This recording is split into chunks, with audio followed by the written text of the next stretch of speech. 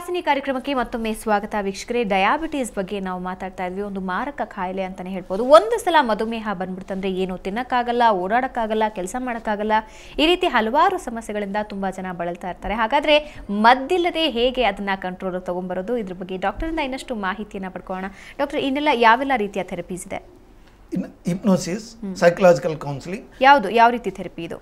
Hypnosis ಅಂತ ಹೇಳಿದ್ರೆ ನಮ್ಮ ಕಾನ್ಸಿಯಸ್ ಸ್ಟೇಜ್ನಿಂದ ಸಬ್ ಕಾನ್ಸಿಯಸ್ ಸ್ಟೇಜ್ಗೆ ಮನುಷ್ಯನ ತಗೊಂಡೋಗಿ ಅವ್ರನ್ನಲ್ಲಿ ಇರುವಂಥ ಖಿನ್ನತೆ, ಭಾವನೆಗಳು, ಏನೇನು ಅವ್ರಿಗೆ ಈ ರೀತಿ ಡಯಾಬಿಟಿಸ್ ಆಗಿದೆ ಅಥವಾ ಅವ್ರನ್ನಲ್ಲಿರುವಂಥ ಒತ್ತಡಗಳು ಏನು, ಇದೆಲ್ಲನೂ ತಿಳ್ಕೊಳ್ತೀವಿ.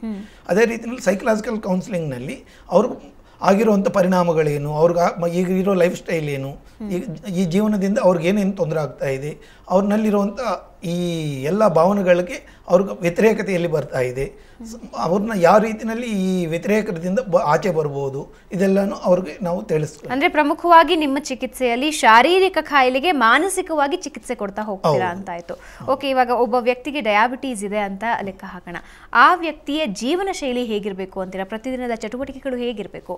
ಅದು ಬೆಳಗ್ಗೆ ಬೆಳಗ್ಗೆ ಎದ್ದಿದ ತಕ್ಷಣ ಏನೋ ಒಂದು ಗಾಬರಿನಿಂದ ಓಡಾಡೋದಕ್ಕಿಂತ ಎದ್ದಿದ ತಕ್ಷಣ 1-2 ನಿಮಿಷ ಹೊತ್ತು ನಾನು ಇವತ್ತು ಏನು ಮಾಡ್ಬೋದು, ಏನು ಮಾಡ್ತಾ ಇದ್ದೀನಿ, ನಿಧಾನವಾಗಿ ಅಲ್ಲಿಂದ ಮೆಂಟಲ್ ಮೂವಿ ಅಂತ ಕರಿತೀವಿ ಅಂತ ಹೇಳಿದ್ರೆ ವಿಜುವಲೈಸೇಷನ್. ನಾವು ಇವತ್ತು ಏನೇನು ಕೆಲಸ ಮಾಡ್ತೀವಿ ಎಲ್ಲನೂ ನಾವು ಒಂದು ಸತಿ ಗಮನ ಕೊಟ್ಟು ಅದನ್ನು ನೋಡಿದ್ದಾಗ ನಾವು ಎಲ್ಲಿ ಉದ್ರೇಕ ಆಗ್ತೀವಿ, ಅಲ್ಲಿಂದ ನಮ್ಗೆ ಏನು ತೊಂದರೆ ಆಗ್ತಾ ಇದೆ, ಇದೆಲ್ಲ ಬೆಳಗ್ಗೆ ಎದ್ದಿದ ತಕ್ಷಣ ಮಾಡಿ ಸ್ವಲ್ಪ ಹೊತ್ತು ಮೆಡಿಟೇಷನ್ ಅಂತ ಹೇಳಿದ್ರೆ ನಮ್ಮ ಧ್ಯಾನ ಅನ್ನೋದು ಒಂದು ಪ್ರಕ್ರಿಯೆ.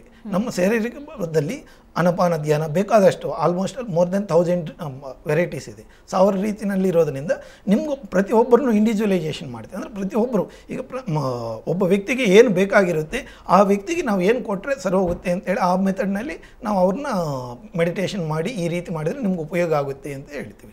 ಅದಾದಮೇಲೆ ಎದ್ದಿದ ತಕ್ಷಣ ಸ್ನಾನ ಮಾಡುವಾಗ ಏನು ಮಾಡ್ತೀವಿ, ದಂದನ ಅಂತ ಹೇಳಿ ನೀರು ಉಯ್ಕೊಂಡು ಬಂದುಬಿಡ್ತಾರೆ. ಅದು ನೀರು ಉಯ್ಕೊಂಡು ಬರೋದಕ್ಕಿಂತ ಇದರಲ್ಲಿ ನಾವು ಆಕ್ಯುಪ್ರೆಷರನ್ನು ಮಾಡಬಹುದು. ಯಾವ ರೀತಿ? ಸ್ನಾನ ಮಾಡುವಾಗ ನೀರನ್ನ ಪೂರ್ತಿಯಾಗಿ ನಮ್ಮಲ್ಲಿ ಯಾವುದೇ ರೀತಿಯಲ್ಲಿ ಅರ್ಧ ಸ್ನಾನ ಮಾಡಿದಂಗೆ ಪೂರ್ತಿ ನೀರನ್ನ ಒದ್ದೆ ಮಾಡಿ ಶರೀರ ಎಲ್ಲ ರೀತಿಯಲ್ಲಿ ಒದ್ದೆ ಮಾಡಿದ ಸಂಪೂರ್ಣವಾಗಿ ಒದ್ದೆ ಮಾಡಿದ್ದಾಗ ನಮ್ಮಲ್ಲಿ ಇರುವಂಥ ಮೇಲಿರುವಂಥ ಒಂದು ಗ್ರೀಸು ಎಲ್ಲ ಹೋಗುತ್ತೆ. ಅದಾದಮೇಲೆ ಪರಿಪೂರ್ಣವಾಗಿ ಪ್ರೆಷರೈಸೇಷನ್ ಅಂದರೆ ಸ್ವಲ್ಪ ಮಟ್ಟಿಗೆ ಒತ್ತಡನ ಕೊಟ್ಟು ಉಜ್ಜಿದ್ದಾಗ ಅವ್ರಿಗೆ ಅಲ್ಲಿರುವಂಥ ಮೆರಿಡಿಯನ್ಸ್ ಅಂತ ಹೇಳ್ತೀವಿ ಆಕ್ಯುಪ್ರೆಷರ್ ಪ್ರಕಾರ. ಆ ಮೆರಿಡಿಯನ್ಸು ಸುಸ್ಕೋಪ್ನಲ್ಲಿ ಎಲ್ಲ ಕ್ಲಾಪ್ಸು ಎಲ್ಲ ಇದೆ. ಈ ರೀತಿಯಲ್ಲಿ ಪ್ರತಿಯೊಂದು ಮೆರಿಡಿಯನ್ನಲ್ಲಿ ನಾವು ಆ್ಯಕ್ಟಿವೇಟ್ ಮಾಡ್ಬೋದು. ಅಂದರೆ ನಮ್ಮ ನರ್ವ್ ಎಂಡಿಂಗ್ಸ್, ನರಗಳ ಕೊನೆಗಳು ಏನಿದೆಯೋ ಅದರಲ್ಲಿ ಎಂಡಾರ್ಫಿನ್ ಅಂತೇಳಿ ಒಂದು ರಾಸಾಯನಿಕ ಇರುತ್ತೆ. ನಾವು ಬಯೋ ಎಲೆಕ್ಟ್ರೋಮ್ಯಾಗ್ನೆಟಿಕ್ ಫೋರ್ಸ್ ನಮ್ಮ ಪ್ರತಿಯೊಬ್ಬರಿನಲ್ಲಿ ಇದೆ. ನಮಗೆ ಗೊತ್ತಿಲ್ಲದಿರುವಂಥ ಒಂದು ವಿದ್ಯುತ್ ಶಕ್ತಿ, ಅಯಸ್ಕಾಂತ ಶಕ್ತಿ ಮತ್ತು ರಾಸಾಯನಿಕಗಳು ನಮ್ಮ ಶರೀರದಲ್ಲಿದೆ.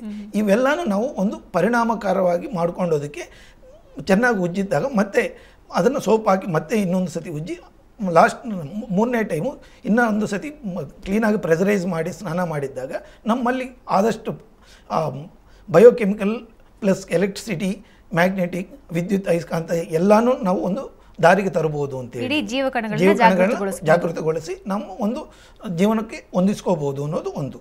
ಎರಡನೇದು ಬಂದು ಆಹಾರ. ಎದ್ದಿದ ತಕ್ಷಣ ನಾವು ಏನೋ ಒಂದು ಕೈಗೆ ಸಿಕ್ಕಿರೋದು ತಿನ್ಬಿಟ್ಟು ಪಿಜ್ಜಾ, ಪೂರಿ, ಜಂಕ್ ಫುಡ್ಗಳು ಜೊತೆಯಲ್ಲಿ ನಮ್ಮ ಫುಡ್ಡು, ನಮ್ಮ ಇಂಡಿಯನ್ ಫುಡ್ಸು ಕೆಲವು ಆಯಿಲ್ ಕಂಟೆಂಟ್ಸ್ ಜಾಸ್ತಿ ಇರೋದು. ಅಂದರೆ ನಮ್ಮಲ್ಲಿ ಎಣ್ಣೆ ಪದಾರ್ಥಗಳನ್ನ ಜಾಸ್ತಿ ಉಪಯೋಗಿಸಿದರೆ ಇದರ ಇಂಡಿಯನ್ ಆರ್ ಫಾರಿನ್, ನಮ್ಮ ವಿದೇಶ ಇರ್ಬೋದು ಸ್ವದೇಶ ಇರ್ಬೋದು ಯಾವುದೇ ಇದ್ರೂ ನಮ್ಮಲ್ಲಿ ಅದನ್ನು ಆಯಿಲ್ನ ಜಾಸ್ತಿ ಉಪಯೋಗಿಸಿದ್ದಾಗ ಖಂಡಿತವಾಗಿ ನಮ್ಮ ಕಣಗಳನ್ನು ಅದು ಹೊಂದಿಸ್ಕೊಂಡಲ್ಲ. ಅದು ನಮ್ಗೆ ಬೇಕಾಗಿರೋದು ಆಹಾರ ಸಂಪೂರ್ಣವಾಗಿ ನಮ್ಮ ಜೀರ್ಣಶಕ್ತಿ, ಜೀರ್ಣಕೋಶಗಳು ಎಲ್ಲನೂ ಜೀರ್ಣ ಮಾಡ್ಕೊಂಡಂಥದ್ದು ಆಹಾರ ಇರಬೇಕಾಗುತ್ತೆ.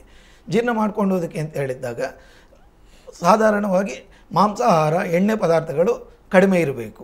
ಜಿಡ್ಡಿನ ಪದಾರ್ಥಗಳು ಎಷ್ಟು ಕಡಿಮೆ ಇದ್ದರೆ ಅಷ್ಟು ಒಳ್ಳೆಯದು.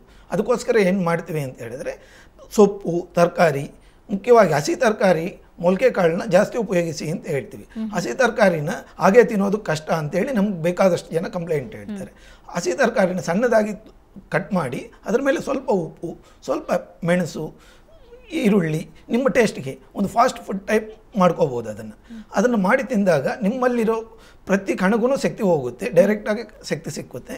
ಅದಕ್ಕಿಂತ ಮುಖ್ಯವಾಗಿ ನಮ್ಮಲ್ಲಿರುವಂಥ ಮಲಿನ ಪದಾರ್ಥಗಳನ್ನ ಬೆವರು ರೂಪದಲ್ಲಿ ಮತ್ತು ಮಲಿನ ರೂಪಗಳಲ್ಲಿ ಈಜಿಯಾಗಿ ಆಚೆ ತಳ್ಳೋದಕ್ಕೂ ಇದು ಉಪಯೋಗ ಆಗುತ್ತೆ. ಲವ್ಲಿ ಸಂದೇಶ ಅನ್ಸುತ್ತೆ, ಲವ್ಲಿ ಮೆಸೇಜ್ ಅನ್ನು ಜನರು ಕೊಟ್ಟಿದ್ದಾರೆ. ಅಂದರೆ ಡಯಾಬಿಟೀಸ್ ಅನ್ನೋದು ಇತ್ತೀಚೆಗೆ ಅದೇ ಆಗಲೇ ಹೇಳಿದ ಹಾಗೆ ಇವಾಗ ಶೀತ ನೆಗಡಿ ಅಷ್ಟೇ ಕಾಮನ್ನು, ಡಯಾಬಿಟೀಸ್ ಅನ್ನೋ ಲೆವೆಲ್ಗೆ ಬಂದ್ಬಿಡಿದೆ. ಆದರೆ ಅದನ್ನು ಹೇಗೆ ಅವಾಯ್ಡ್ ಮಾಡೋದು ಅನ್ನೋದ್ರ ಬಗ್ಗೆ ಸಾಕಷ್ಟು ಮಾಹಿತಿ ಕೊಟ್ಟರಿ. ಧನ್ಯವಾದ ಡಾಕ್ಟರ್. ಸೊ ವೀಕ್ಷಕರೇ, ನೋಡಿದ್ರಲ್ಲ, ನಿಯಮಿತವಾದಂತಹ ವ್ಯಾಯಾಮ ಹಾಗೆ ಒಳ್ಳೆಯ ಆರೋಗ್ಯಕರ ಚಟುವಟಿಕೆಗಳಿಂದ ಈ ಎಲ್ಲ ರೋಗಗಳಿಂದ, ಕೇವಲ ಡಯಾಬಿಟೀಸ್ ಮಾತ್ರ ಅಲ್ಲ, ಉಳಿದಂತಹ ಎಲ್ಲ ರೋಗಗಳಿಂದ ನಿಮ್ಮ ಶರೀರವನ್ನು ದೂರ ಇಟ್ಟು ಆರೋಗ್ಯದಿಂದ ಇರಬಹುದು.